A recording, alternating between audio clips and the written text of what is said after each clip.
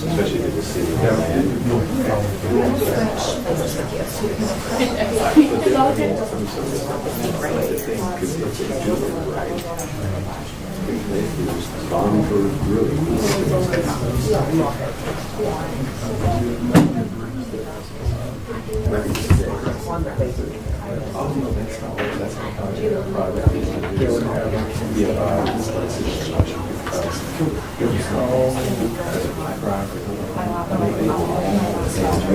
They just bought the Sherwin product.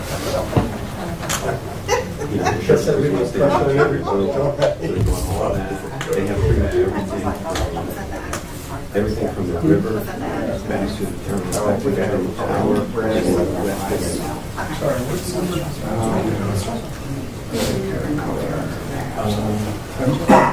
I think I got 35. I think it's killing me. Right. I can totally. But I think if I zoom in more on that, and start to follow the light, that's not enough.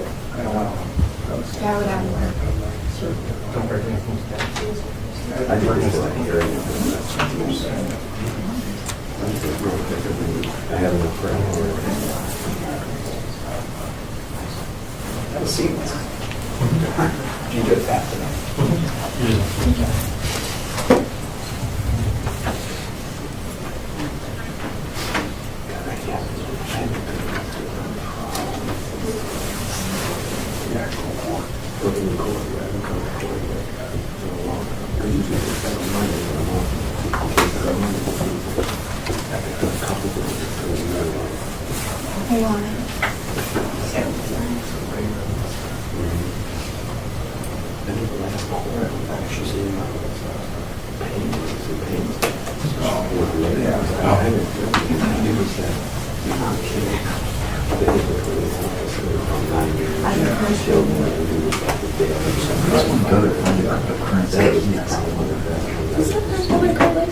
Yeah, there is one. Well, it's like an ATM, Bitcoin ATM. Yeah. And it just says crypto or Bitcoin. Yeah, it says Bitcoin right on it. In case you have like $1 million or $1,000. I know. I don't know what it's for. Like either buy or if you have some and you want to get cash. I don't know. Yeah. Or whatever. Either One or. Bitcoin is like $1,000 or something like that. Is that like, how often do people like do it? Well, an ATM and get $1,000.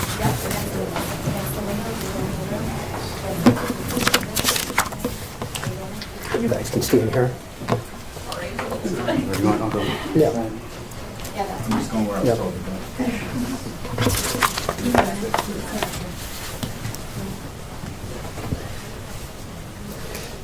Good afternoon. I want to thank you all for coming.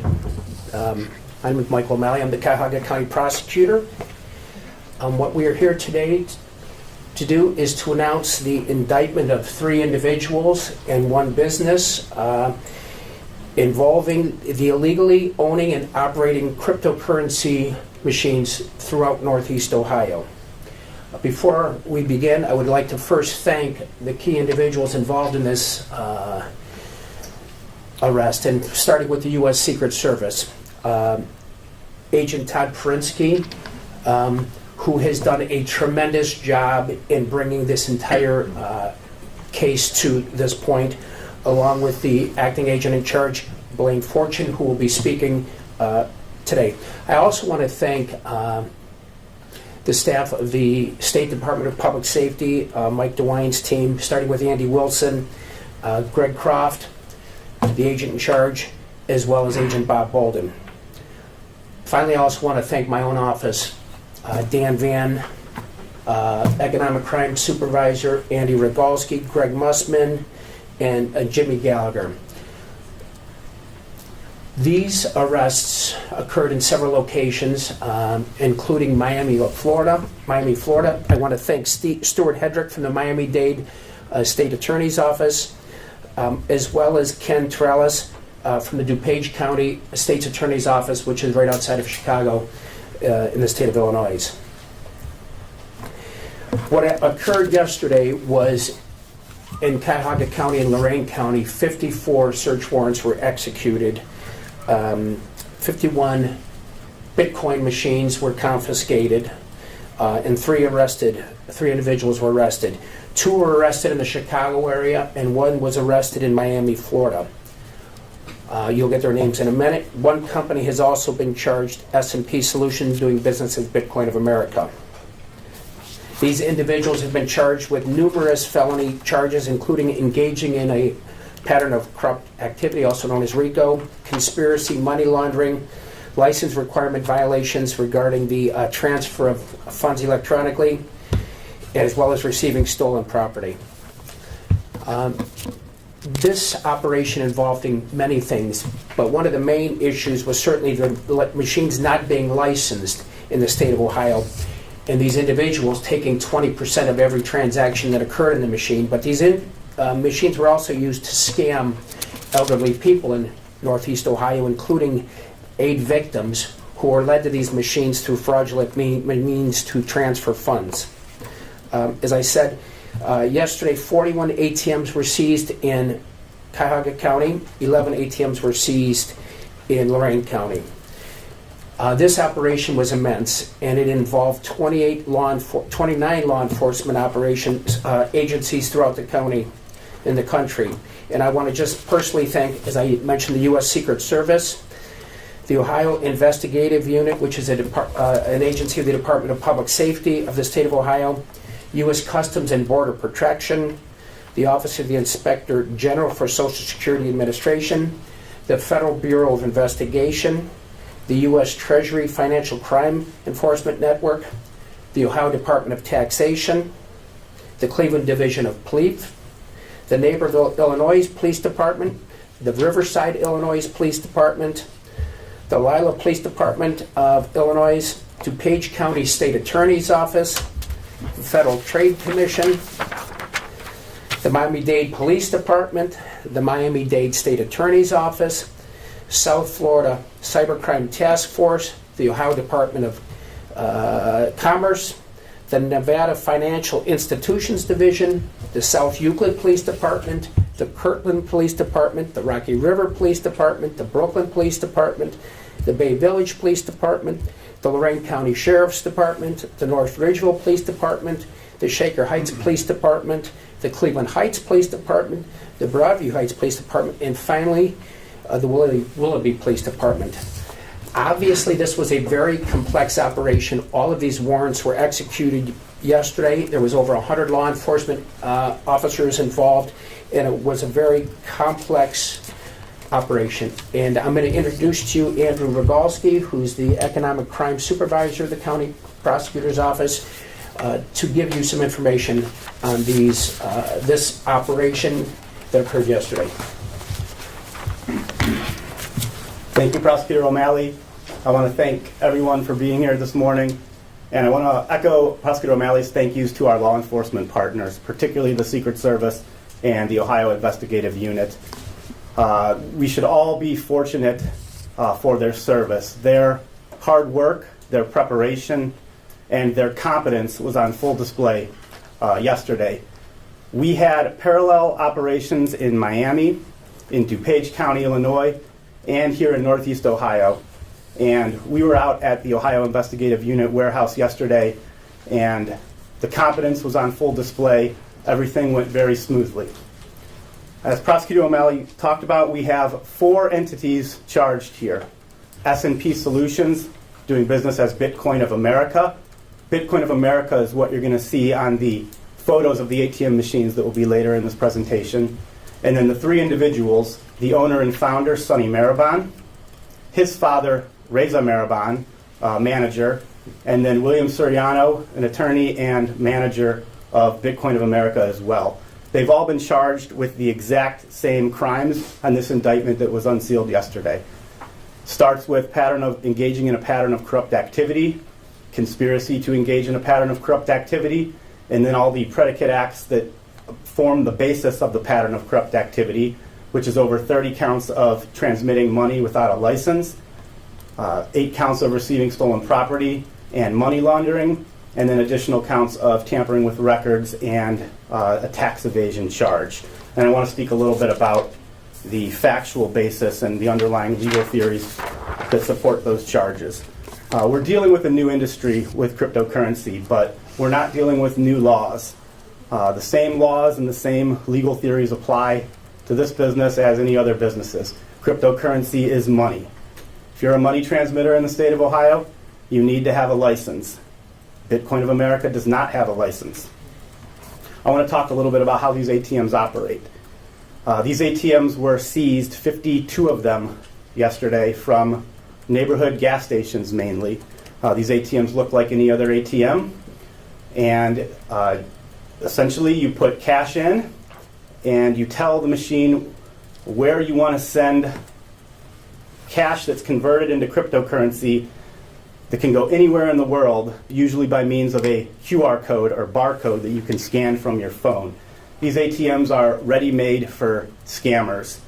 The scammers here, whether it's romance scams or law enforcement impersonators, will direct the victims, which are oftentimes elderly or otherwise vulnerable, to specifically go to Bitcoin of America ATMs, take money that they've withdrawn from their savings accounts or 401ks, insert it into the Bitcoin machine, and send it to a wallet that they've been sent over their phone, which they may think is their own wallet, but it really belongs to some third party that could be anywhere in the world.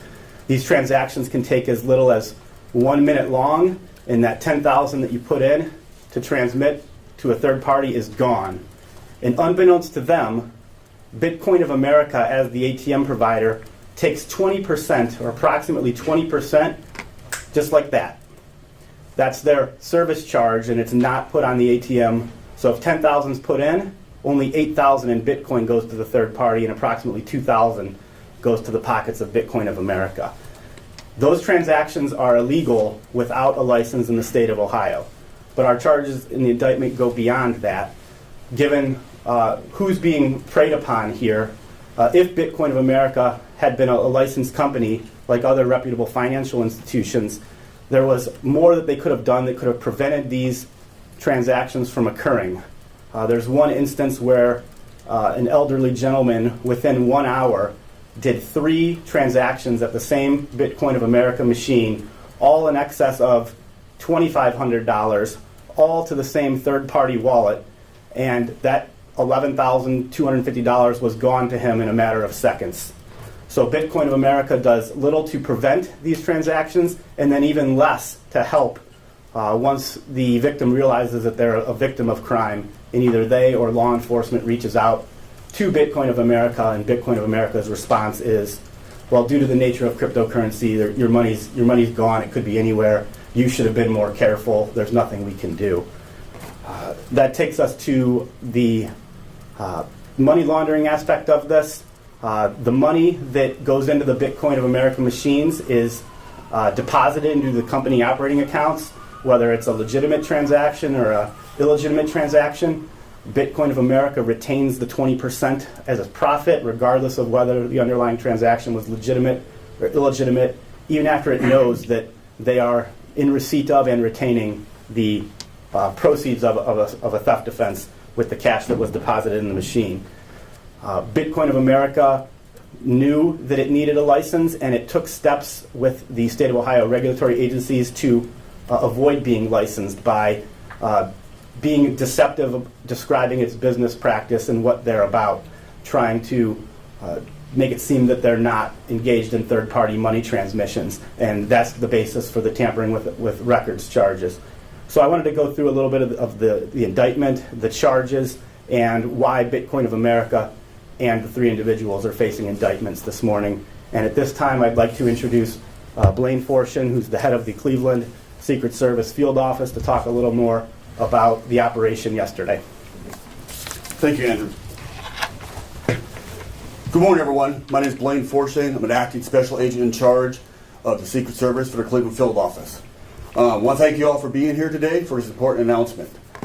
On behalf of the Secret Service, I'd like to thank all the law enforcement and criminal justice partners that helped us investigate and prosecute this massive and far-reaching case involving one of the largest country's cryptocurrency ATM operators with over 2,500 ATM machines across 31 states.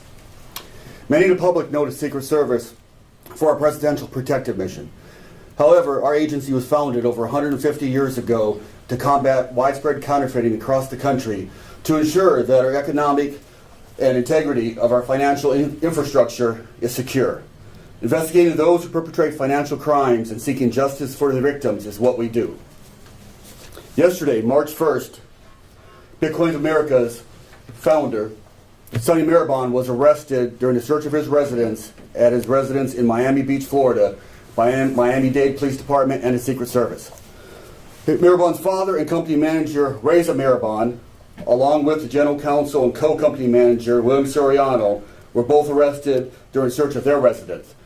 Marabon was arrested at his residence in Naperville, Illinois, by Naperville Police Department and the Secret Service, and Soriano was arrested at his residence in Riverdale, Illinois, by the Riverdale Police Department.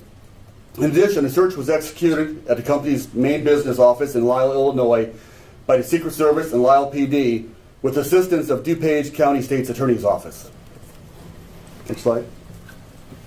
A little bit about the case. Beginning in September 2021, the Cleveland Field Office Cyber and Money Laundering Task Force began receiving reports from a number of elderly fraud victims who were sending scammers money through ATMs operated and owned by Bitcoin of America. In April 2022, our task force coordinated investigations of Bitcoin of America with Secret Service field offices in both Miami and Chicago.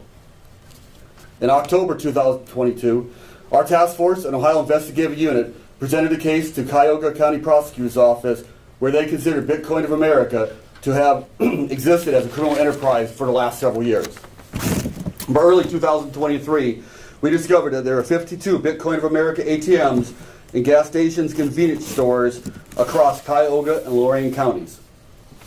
The investigations also revealed that since 2018, Bitcoin of America has evaded numerous regulatory safeguards and financial compliance requirements in Ohio by misrepresenting the company's role in transferring funds through cryptocurrency. Bitcoin of America used two methods to transmit customer funds. One, sending virtual currency via wire transfers, or two, sending cryptocurrency via ATMs with cash. The company provided no safeguard technology to prevent the customer from sending funds to a third party's virtual wallet. In other words, the customer could easily provide Bitcoin of America with another person's QR code or cryptocurrency wallet address in the transaction and instantaneously transfer money anywhere in the world to anyone. Even today, Bitcoin of America's website advertises, and I quote, "Fastest way to send money digitally using crypto, send money to anyone around the world using Bitcoin." The ability for the customer to send money easily to a third party made Bitcoin of America function as a money transmitter, while the company's officers falsely alleged to the Ohio State Department of Commerce that it did not act as a middleman for third-party transactions.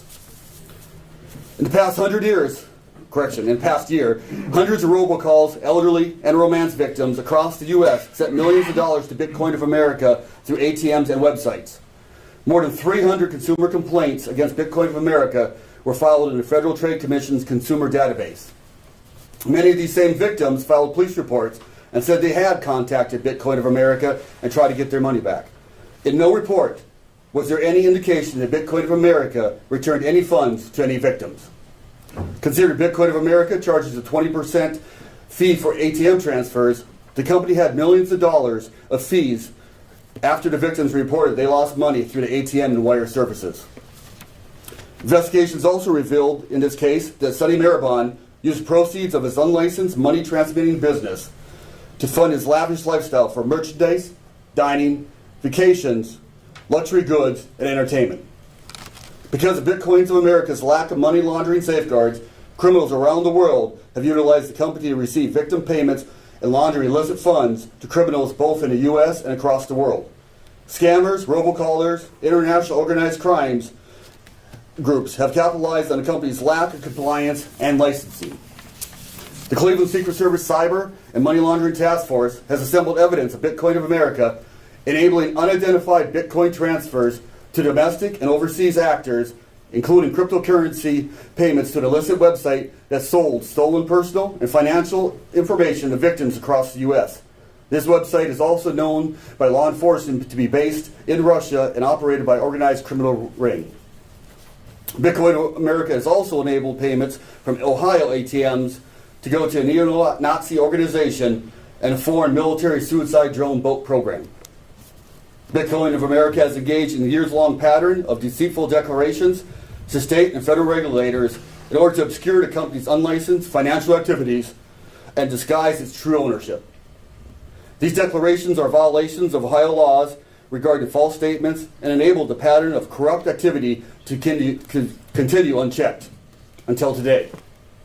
I want to once again thank all our partners, both federally, locally, that helped us in this investigation. This case underscores the strong value of law enforcement cooperation at every level and the critical role of the criminal justice system in our efforts to safeguard the public for victims that are falling for scammers and fraudsters and their complex illicit schemes that they seek to perpetrate every single day. Thank you. If we can have the next slide. This is an example of the ATMs for Bitcoin of America that were seized yesterday and are stationed across 31 states. And these are the locations of the Bitcoin ATMs that we confiscated yesterday. Andrew? Any questions? There were 8 victims in Ohio, you said? Correct. In the indictment, there are receiving stolen property charges that list 8 victims. There are additional illegal money transmission charges that include other individuals for illegal money transmission charges. But 8 victims in Northeast Ohio. Do we have an estimate of just how much money was taken from these victims? So the victims that use the ATMs usually have a cap at about $15,000 per transaction. So we're talking about 10 to 15,000. A few of the victims are under 10,000. Every time there's the money laundering charge has a threshold limit of 10,000. So all of the money laundering charges include victims that put more than $10,000 into the ATMs in one or more transactions. Do you believe that there are a lot more victims out there that may not have come forward? They feel, like they did something bad, something dumb, and they don't want to come forward. Are you looking to try to find more people who may have been victims of this? I think everyone that's standing here believes that the victims on our indictment are not the total universe of victims. It's more like the tip of the iceberg. We anticipate that this operation and this press conference may have an effect in bringing more victims to come forward to report, and we're prepared for that. For the other Bitcoin ATMs that weren't seized, are they licensed properly and follow the money laundering rules? So this operation is focused on Bitcoin of America, and there's been a lot of digging and a lot of correspondence with respect to Bitcoin of America. The possibility that other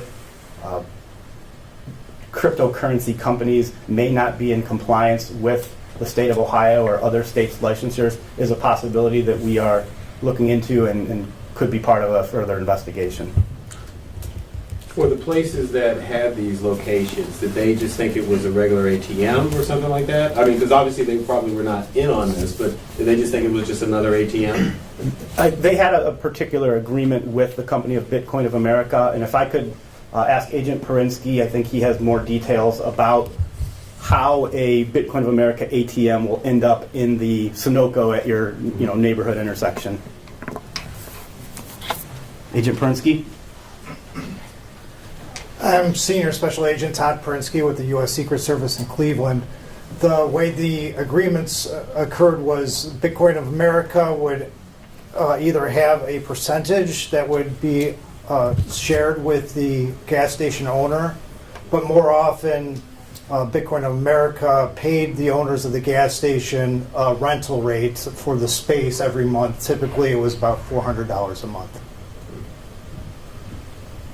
Yes, ma'am. I don't know if this one is for you, but you talked about, preying on the vulnerable and using robocalls, things like that. Can you talk a little bit about just a little more detail about how they got people to do this and, older individuals who are maybe don't know much about crypto to do this and fall for that? I don't know. The typical victim, the scams we saw the most were government impersonation scams. So the person would say, I'm from the IRS or from the DEA, and you need to pay us to release your funds that may be seized. The second big scam we saw was romance scams, where someone that was met online was posing as a U.S. soldier, someone on an oil rig, and would develop a romantic relationship online with the victim. And at some point, the imposter would ask for money for a plane ticket or for equipment for the oil well crew, some man like that, and would say the only way to get it to them is through Bitcoin. And then the scammer would walk the victim through the steps of, here's my QR code to get the money to me, to get the money to my crew, or to get yourself out of trouble. As this QR code is a lockbox that the government can hold your money so it won't be seized. And very often there was a timeliness rush element to it, and unfortunately victims became confused and just went on autopilot and did what the scammers told them to do, and walked up to the machines with the criminal's QR code and put their money into the machine, and just like that, the money was gone overseas or to whatever scam. So just to be clear, Bitcoin of America is not acting in direct tandem with the scammers, right? They just should have known or did know that they were the 20% beneficiary of these scams. And is anyone going after the actual scammers? So everyone, the scammers are always a target. Within the limits of this investigation, we have been focused on Bitcoin America's role as an enabler for the funds be transferred by the scams. So I can't speak of whether or not they're working in tandem with the scammers themselves, but it was the pathway for money to go from the victims to the scammers, unregulated and unmonitored. So we don't know if we're going to recoup those funds on behalf of the scammers. Correct. I have a question. So this is over in terms of you guys have confiscated the machines, but is there a threat still out there? Like, do you guys believe that there's going to be maybe more machines still popping up, or the possibility of that for this to happen again, or like, where do you stand with that? What I can say is we confiscated the machines in Cuyahoga and Lorain County, so I left it implied what else is out there and what other companies are out there. Anybody in the public can look online to see what the major crypto ATM companies are, and they can compare it with the Department of Commerce list of licensed money transmitters.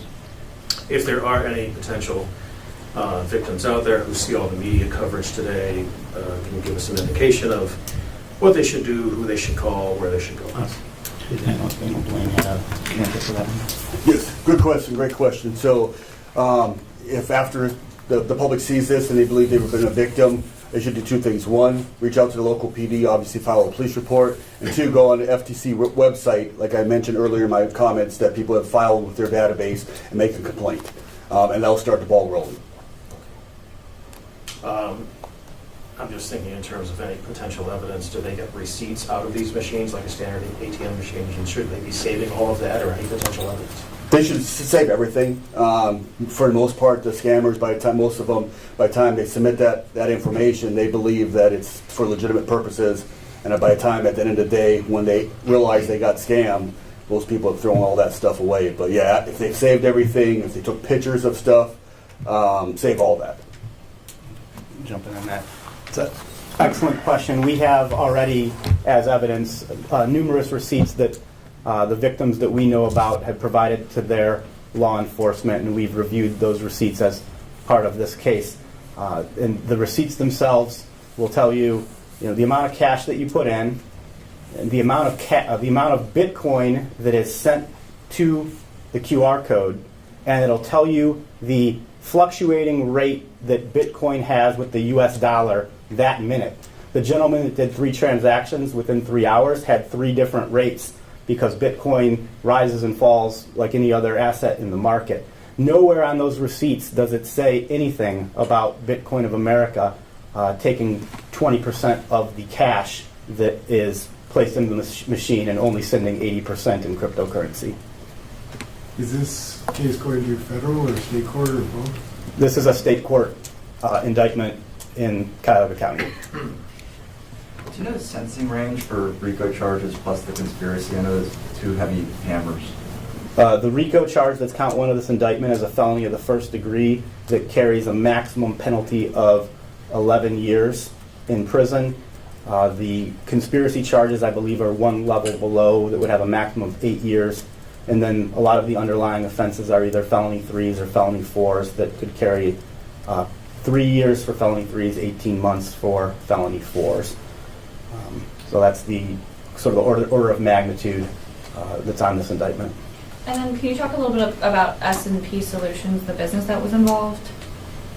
So I'll give an answer, and I think Agent Perinsky may have more information. So S&P Solutions is a company that is an Illinois company, and it operates as Bitcoin of America with Sonny Marabon being the owner and founder.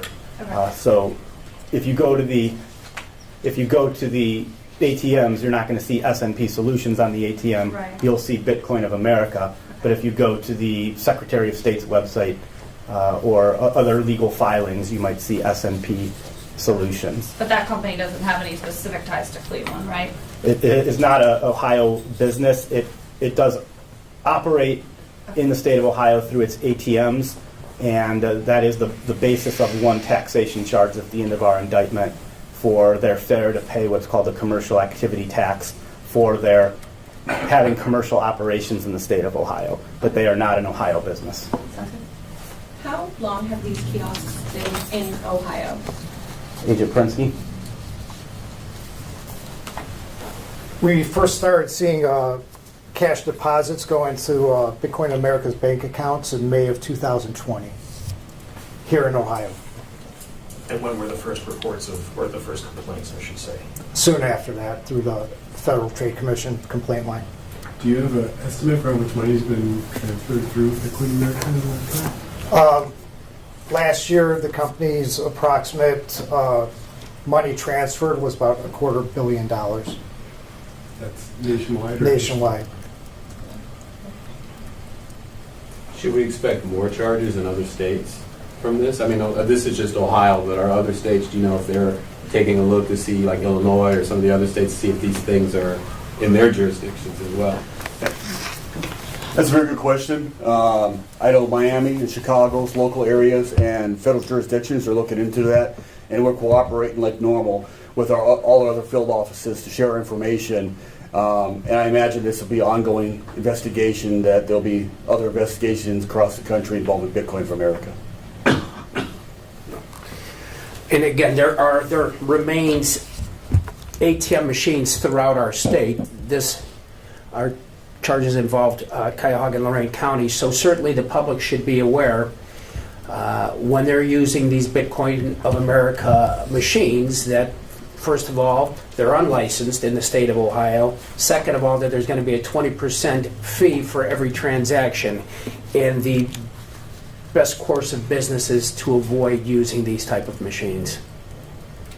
Can you speak to the humanity a little bit of just these victims that have, I just read one of the men put his retirement funds in there. I mean, just how important it was to make sure that no more victims. Well, unfortunately, we see these kind of scams often. Personally, my mother was called once where they were trying to get her to send gift cards. She was probably 90 at the time. So we see a constant with these robocalls with people calling the elderly to try to convince them that somebody's in trouble.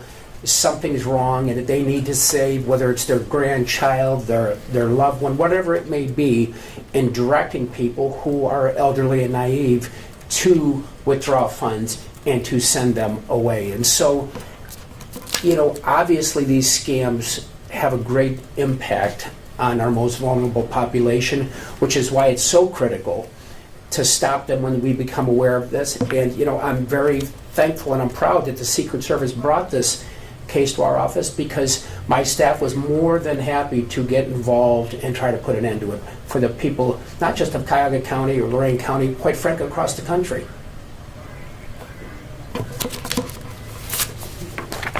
Any other questions? Nope, okay, this concludes our press conference. Thank you so much. Thank you. Did you say there's something else? Yes, I have flash drives for all media here, but let us know when you are no longer live, and I will work right in front of